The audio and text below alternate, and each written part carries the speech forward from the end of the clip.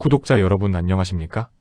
여러분의 주식 계좌를 시뻘건 수익으로 가득 채워드리기 위해 밤낮 없이 시장의 핵심 정보를 분석하고 돈이 되는 진짜 우량 종목만을 발굴해내는 채널 신입PD입니다. 우리 구독자분들 매일같이 쏟아지는 자극적인 뉴스와 단기, 테마주 장세에 이리저리 휩쓸리시느라 피곤하시죠?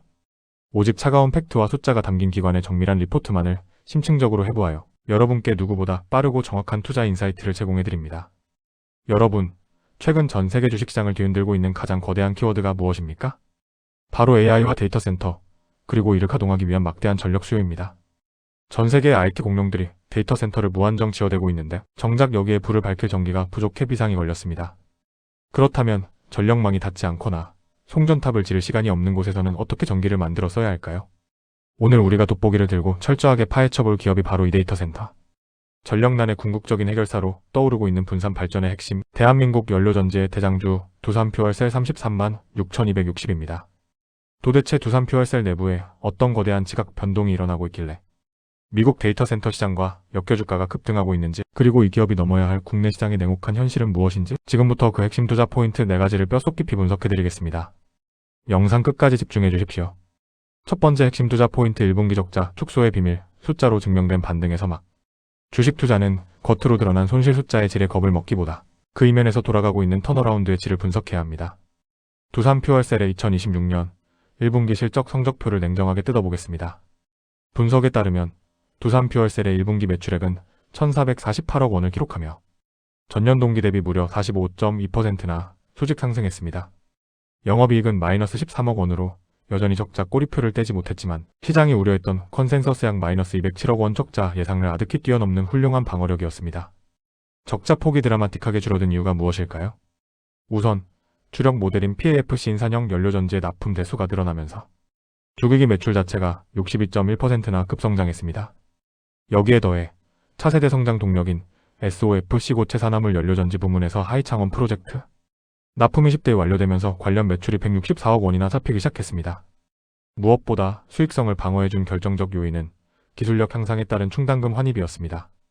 SOFC 납품 후 불량률을 의미하는 공정 수율이 예상보다 크게 개선 80% 수준되면서 직전 분기에 보수적으로 쌓아두었던 충당금 중 약 60억 원가량이 이익으로 되돌아온 것입니다.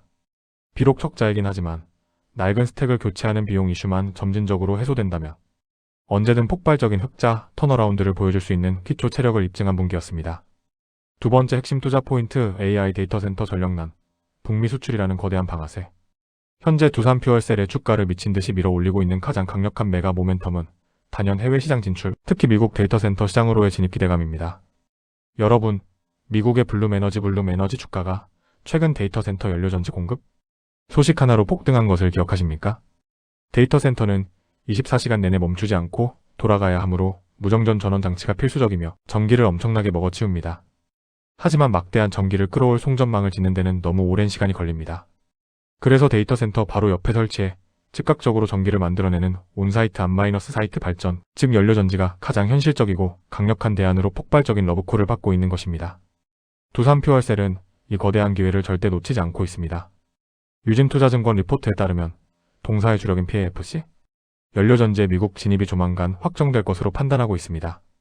무려 일반 상업시설용과 데이터 센터용으로 각각 20MW, 30MW라는 거대한 규모로 논의가 진행 중이며 데이터 센터 솔루션에 대한 기술 검증까지 완벽하게 끝마친 상태입니다. 여기에 더해 차세대 고효율 연료전지인 SOFC 역시 공장 신설을 끝마치고 미국뿐만 아니라 독일, 싱가포르 등 해외 세계사와 공급 협의를 맹렬하게 진행 중입니다. 2분기 내 해외 업체항으로 이 SOFC 공급 계약 공시가 터져 나온다면 이는 두산퓨얼셀이 단순한 내수용 기업에서 글로벌 AI 전력 인프라 대장주로 기업 밸류에이션 멀티플 자체가 퀀텀 점프하는 역사적인 순간이 될 것입니다. 세 번째 투자 포인트 발목을 잡는 국내 시장의 냉혹한 현실, 성장의 역설. 하지만 주식 투자는 장밋빛 희망만 보고 달릴 수는 없습니다. 앞서 말씀드린 완벽한 북미 수출 스토리가 이뤄져야만 하는 절박한 이유, 즉 현재 두산퓨얼셀의 멱살을 잡고 끌어내리는 아킬레스건을 정확히 아셔야 합니다. 바로 국내 연료전지 시장의 위축입니다. 한국 정부의 연료전지 지원 정책이 급격히 흔들리고 있습니다. 과거 육성 초기에는 매년 200MW 규모의 신규 설치 물량을 지원했지만 최근에는 그 입찰 물량이 150MW 수준으로 쪼그라들었습니다. 가장 치명적인 문제는 탄소 배출 논리입니다. 현재 국내 연료전지 발전은 천연가스 LNG에서 수소를 뽑아내는 방식 그레이 수소이기 때문에 아이러니하게도 일반 가스 발전보다 탄소 배출량이 더 많습니다.